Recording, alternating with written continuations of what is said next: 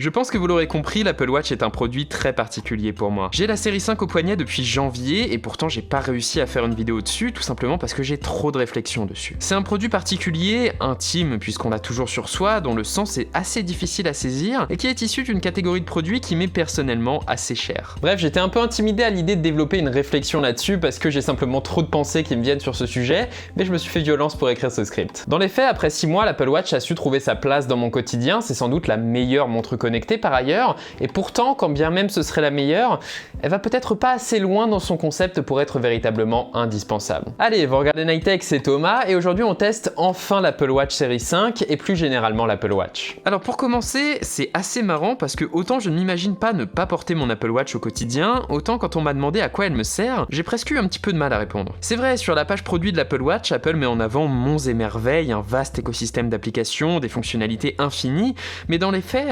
c'est là que réside le piège d'une montre connectée en général. D'après les années d'expérience que j'ai eues avec les montres connectées, oui, peut-être qu'une fois vous allez commander un Uber depuis votre Apple Watch, mais dans les faits, les fonctionnalités que vous allez le plus utiliser sont assez restreintes, sont majoritairement des fonctionnalités natives, et sont d'ailleurs en général des fonctionnalités plutôt passives, que la montre fera de manière transparente. Pour moi, les facettes principales de l'Apple Watch se résument en fait en 5 points. Être une montre, être une plateforme ambitieuse, être un prolongement de votre smartphone, être un compagnon sportif, et plus intéressant aujourd'hui, être un assistant de santé. Commençons par la base avec le côté montre. J'utilise personnellement l'Apple Watch série 5, le modèle en aluminium gris de 40 mm, alors pour être honnête, la série 5 est quand même franchement sympa à porter au quotidien. C'est la première à adopter le pourtant très utile écran Always On, et Apple a d'ailleurs bien implémenté la chose. L'écran affiche de belles couleurs, il est net, il a de beaux contrastes, il est évidemment OLED, et il dispose d'une bonne résolution et passe par un fondu élégant du mode Always On au mode actif. C'est quand même assez agréable à regarder. Justement, niveau style, à vous de voir si le format rectangulaire vous convient, mais il faut avouer qu'un format rectiligne, c'est simplement meilleur pour afficher un maximum d'informations sous forme de texte. Force est d'admettre que l'Apple Watch a su trouver sa place dans le paysage social, plus personne ne va vous faire remarquer que vous avez une montre connectée, d'autant que sa construction est absolument irréprochable. Après 6 mois et quelque chose comme une centaine de petits chocs inéluctables sur une montre, je ne retrouve absolument aucune marque d'usage sur mon modèle. C'est peut-être dû au coloris argenté, ceci dit, parce que même sur smartphone, il faut avouer que c'est la couleur qui a tendance à moins prendre les chocs,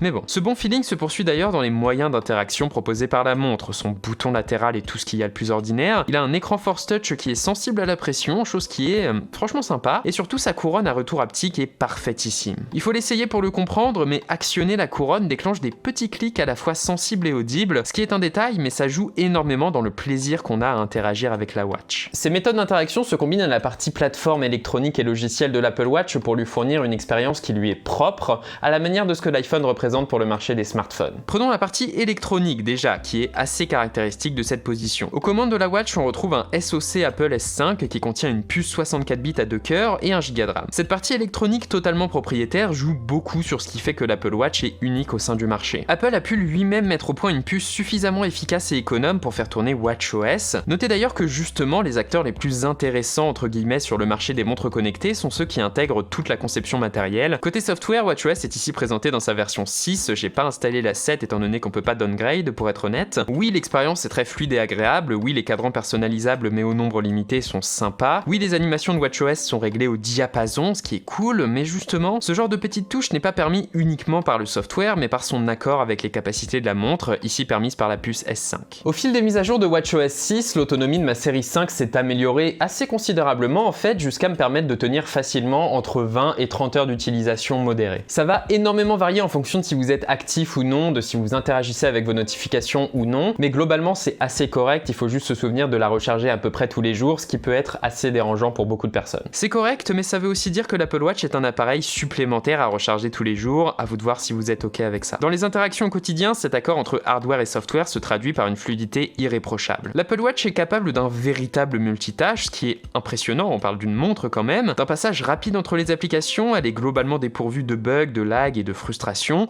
et elle utilise judicieusement la couronne de navigation pour qu'on ait cette impression de naviguer organiquement et mécaniquement dans la montre. Seule la galaxie d'applications est assez désagréable à utiliser en mon sens, c'est vrai que c'est assez joli comme launcher, mais disons que quand tu cherches une application précise, il faut vraiment plisser les yeux pour la trouver au milieu de toutes les autres. Globalement, force est de constater que oui, l'Apple Watch est une plateforme qui est très ambitieuse avec une combinaison hardware et software qui est géniale à utiliser, qui lui accorde une certaine fluidité au quotidien, et c'est important parce que ça donne véritablement envie d'utiliser sa montre plutôt que son téléphone, chose qui manquait un petit peu peu sous Wear OS, une plateforme qui est assez plombée par Qualcomm quand même. Et justement, ça tombe bien puisque l'usage principal de l'Apple Watch est de prolonger votre iPhone. Uniquement votre iPhone en passant, l'Apple Watch étant un des pires produits en matière de totale fermeture, c'est vraiment l'appareil qui va te lock dans l'écosystème Apple. Ça passe évidemment par le traditionnel affichage de notifications, en tout cas, toujours pratique pour ne pas sortir son smartphone à la moindre alerte France Info, ce qui m'arrivait souvent. L'Apple Watch permet même d'interagir assez facilement avec ses notifications. Vous pouvez répondre à vos SMS en dictant vos réponses, ce qui marche plutôt bien, en dessinant les mots que vous voulez écrire ou avec des réponses toutes faites personnalisables, pratique pendant les réunions. De la même façon, l'Apple Watch dispose d'un haut-parleur étonnamment puissant pour répondre à vos appels et vous pouvez même passer de manière transparente de votre iPhone à votre Apple Watch dans cette situation. C'est pareil pour beaucoup de petites fonctionnalités courantes qui vont être déportées de votre téléphone. Fini de sortir votre smartphone de votre poche uniquement pour changer de morceau, faites-le sur la Watch. Fini de sortir votre smartphone pour avoir la date ou la météo, vous avez la Watch. Fini de sortir votre smartphone pour vous écrire un rappel, vous avez Siri au poignet pour le faire. Vous pouvez utiliser Apple Pay pour payer directement et facilement au quotidien. Toutes ces petites fonctionnalités prises une à une n'ont pas l'air de grand chose, mais elles vont être agréables au quotidien et elles vont vous encourager à laisser votre téléphone de côté ou dans votre sac plus souvent. Au final, je pense qu'une montre connectée est une bonne solution pour rester connecté tout en étant moins distrait. Après, c'est un point qui est très subjectif, je pense qu'il y a beaucoup de gens qui vont être contre le fait d'avoir un écran accroché au poignet, c'est vrai que ça peut être un petit peu oppressant de temps en temps,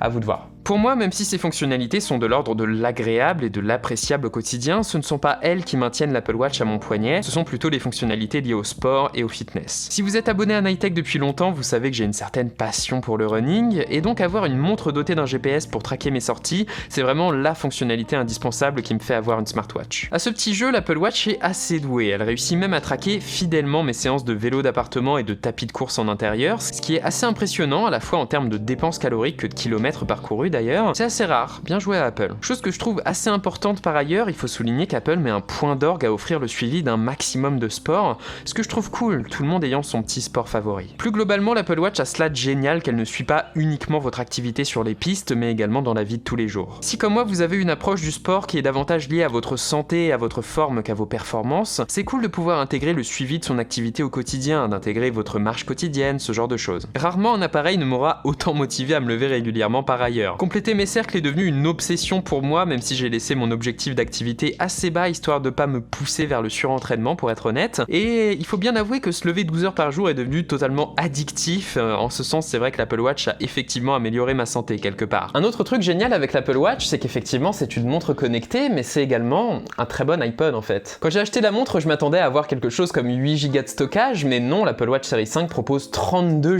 Go, autant que mon iPad. Toute ma bibliothèque musicale avec moi en tout temps, directement sur mon poignet. On comprend mieux pourquoi les iPods ont moins de raisons d'être aujourd'hui. J'ai tendance à penser que ce petit point fort tout simple fait de l'Apple Watch l'aboutissement du concept de l'iPod. Avoir sa musique toujours sur soi, prête à l'écoute et en un clic. Justement, pouvoir courir sans restriction avec toute ma musique et mes podcasts en ayant uniquement une Apple Watch et des AirPods, c'est juste génial. C'est d'ailleurs cette connexion aux AirPods qui rend cette Apple Watch totalement transparente à l'usage. La connexion aux AirPods se fait en un clic, c'est super rapide, c'est fiable, et c'est quand même quelque chose d'important, notamment quand tu fais du sport, parce que quand tu t'apprêtes à aller courir, t'as pas envie de gérer ce genre de truc. Enfin, pour moi, la partie la plus prometteuse, la plus intéressante, mais également la moins aboutie pour le moment de l'Apple Watch, c'est ses possibilités en matière de santé. Je pense qu'un des enjeux actuels de la technologie, c'est de permettre le passage d'une médecine de l'urgence, où tu vas répondre à une maladie que tu as déjà, à une médecine préventive, où tu prends soin de ta santé au quotidien toi-même. C'est quelque chose qu'Apple a l'air de prendre à cœur avec son Apple Watch, et c'est le cas de le dire quelque part, effectivement. Elle offre déjà un contrôle en continu du niveau sonore ambiant, ce qui est intéressant pour moi, mais pas franchement utile au-delà du fait que je sais désormais que les quais du RERC sont beaucoup trop bruyants. Comme toujours, j'apprécie énormément le suivi du rythme cardiaque au quotidien. Ça permet de déterminer objectivement si je suis stressé, ça me permet de me dire que je devrais me calmer à tel ou tel moment. Et puis bien sûr, c'est également assez utile pour établir l'intensité d'une séance de sport si vous vous entraînez par palier plutôt que par vitesse. Plutôt cool également, il y a la fonctionnalité qui me prévient si mon rythme cardiaque est trop bas. En général, mon cœur va tourner à entre 50 et 60 battements par minute, donc quand je tombe sous les 50,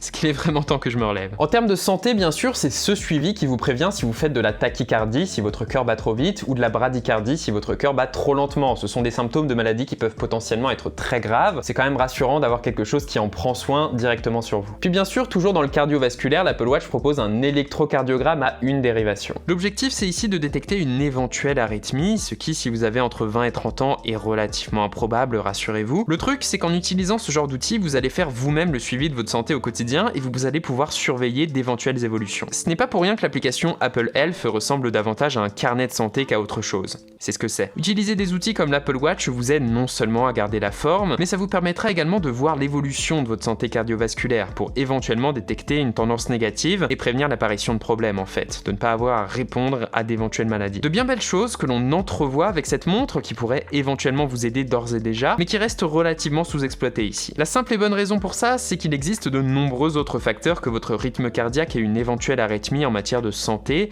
On peut citer la saturation en oxygène, sans même parler de la qualité du sommeil qui n'arrivera qu'avec WatchOS 7, tout en posant quelques questions d'autonomie évidemment. Mais bref, on en est à un stade où la technologie ne permet pas encore de tout suivre, mais j'espère que ça se développera. Bref, pour moi l'Apple Watch est aujourd'hui un excellent assistant de santé d'ores et déjà. C'est typiquement le genre de fonctionnalité qui donne du sens aux objets connectés, et j'ai hâte de voir jusqu'où la technologie nous permettra d'aller à ce niveau. Je salue Apple pour ses efforts en la matière, et je pense effectivement que c'est le genre de fonctionnalités qui permettront de dépasser le statut de gadget que peuvent avoir ce genre de produits. Pour conclure, je ne sais pas si l'Apple Watch est effectivement la meilleure smartwatch sur le marché, je pense qu'il y en a d'autres qui pourraient peut-être plus vous convenir, ne serait-ce que d'un point de vue budget. Et d'ailleurs, quand bien même ce serait la meilleure, ça n'en fait pas un produit indispensable, ce qui est assez symptomatique de pourquoi les montres connectées ne sont pas vraiment mainstream encore à l'heure actuelle. Ce qui pourrait rendre cette catégorie de produits indispensable, c'est effectivement ces améliorations en matière de santé. L'Apple Watch va déjà assez loin en la matière, mais selon moi c'est toujours pas assez. Je trouve que c'est un usage très cool de la technologie, très positif, mais ça j'ai hâte de le voir dans les prochaines années. Écoutez, seul le temps nous le dira. Bref, c'était Nighttech, c'était Thomas, je suis super content de vous avoir fait cette vidéo, même si je vous avoue que je suis un peu frustré parce que j'ai beaucoup de mal à mettre sur papier tout ce que j'avais comme retour à vous faire sur l'Apple Watch, mais bon, j'espère que ça vous aura quand même aidé. Si c'est le cas, vous savez quoi faire, le j'aime, le commentaire, l'abonnement et le partage.